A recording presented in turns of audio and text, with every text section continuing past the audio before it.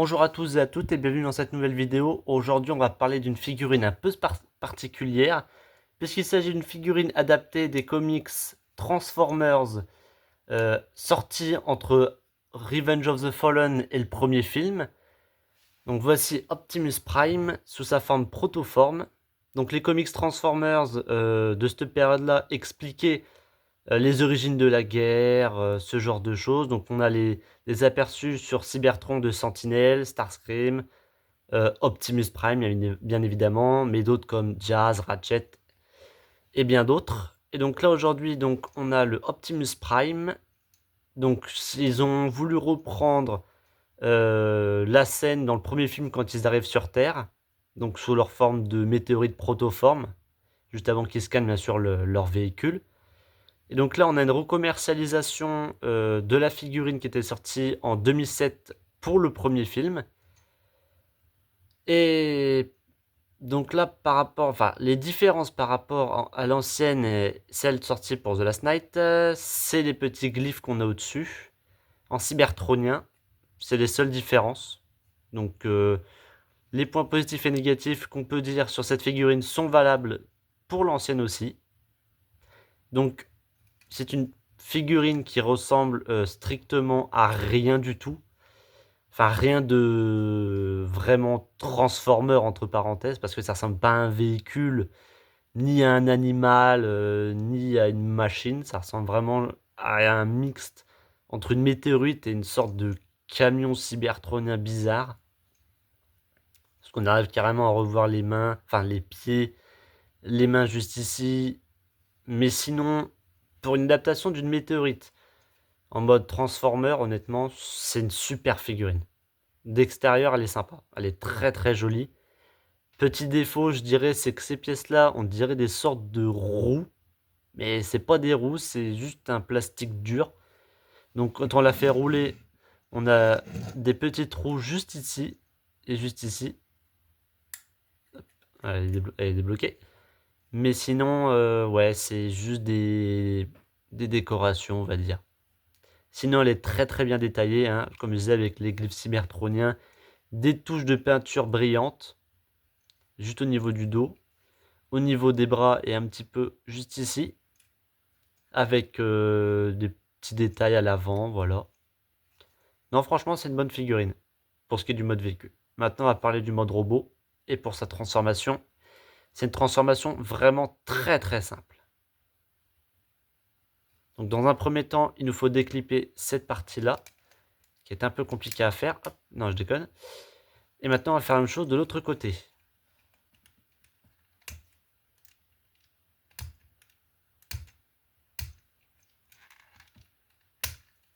Voilà.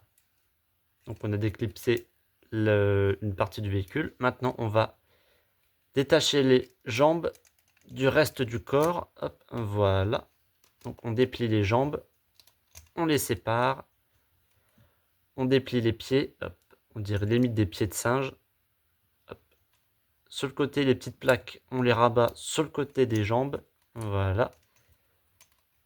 Sur ce coup-là, pour l'instant, ça fait un bon travail. Ensuite, on va devoir tourner cette pièce-là. Voilà, comme ça. Et maintenant, on n'a plus qu'à déplier les bras.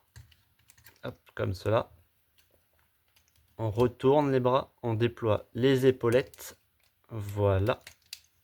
Alors, c'est un peu compliqué avec les pièces à l'arrière. On déploie le toit, je suppose.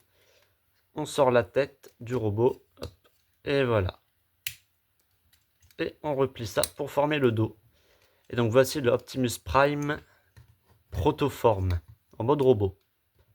Bon alors, petit défaut. Alors avant de parler des défauts déjà, les points positifs, euh, c'est les mêmes que pour le mode véhicule, hein.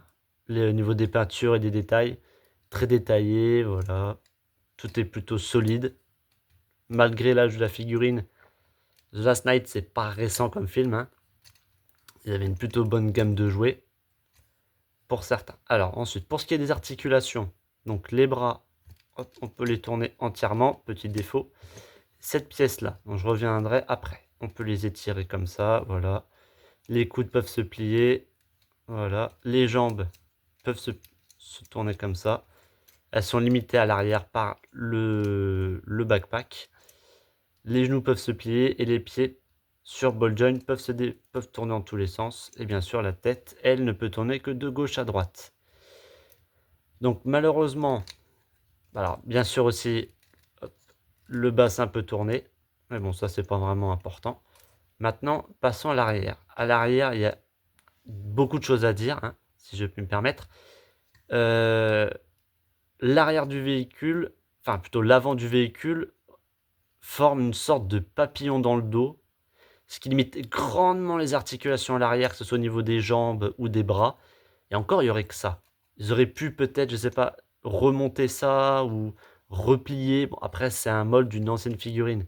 Donc on peut excuser l'ancienne figurine, mais pour une recommercialisation d'un Optimus Prime comme ça, ils auraient peut-être pu travailler davantage pour ce qui est de l'arrière, parce qu'on a non seulement cette pièce-là qui limite grandement les articulations, mais en plus on a l'arrière du véhicule qui vient se greffer en plus à l'arrière du mode robot pour former, je sais pas, une sorte de queue, on dirait. Et le problème, c'est qu'on peut pas, par exemple, le faire s'asseoir correctement parce que, eh ben, on a cette pièce-là qui gêne complètement, qui prend une grosse partie du dos. Mais bon, sinon, c'est le seul gros défaut que je dirais à cette figurine. Après, ils sont adaptés, ils ont adapté une figurine tout droit sortie des comics des films. C'est d'ailleurs l'une des seules figurines adaptées des comics. Donc malheureusement, je n'ai pas ces accessoires sur moi. Quand je l'ai acheté, c'était une figurine d'occasion, donc malheureusement, je n'ai pas les accessoires. Mais je vous mettrai une photo des accessoires qui vont avec. Donc c'est juste un blaster et un effet de flamme, hein, pour son fusil. Et je crois que ça peut se mettre à l'arrière pour faire un effet comme quand il arrive sur Terre. Alors, à l'époque de de Edge of Extinction, il y avait une figurine qui était sortie, donc c'était une recommercialisation encore une fois de ce molde-là, mais avec quelques différences. C'est que celui-ci, par exemple, est totalement gris, hein, que celle d'Avengers Edge of Extinction, il est chiant à dire comme nom, il était totalement rouge. Donc les couleurs classiques d'Optimus, du rouge, du bleu, du blanc, voilà. Ce genre de couleurs.